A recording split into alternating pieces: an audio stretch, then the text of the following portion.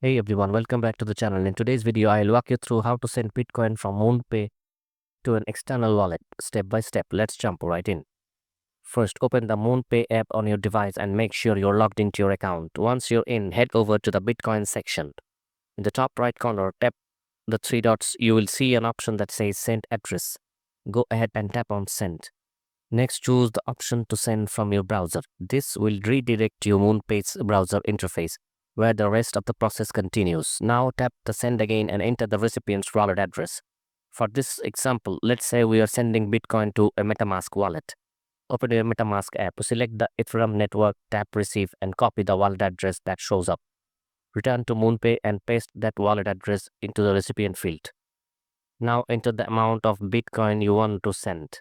Before you proceed, keep in mind that Moonpay will charge a network fee for the transaction. Choose your preferred fee option depending on how fast you want the transfer to go through.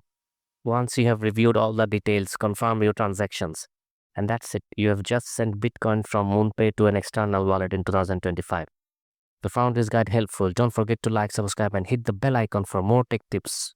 I'll see you in the next one.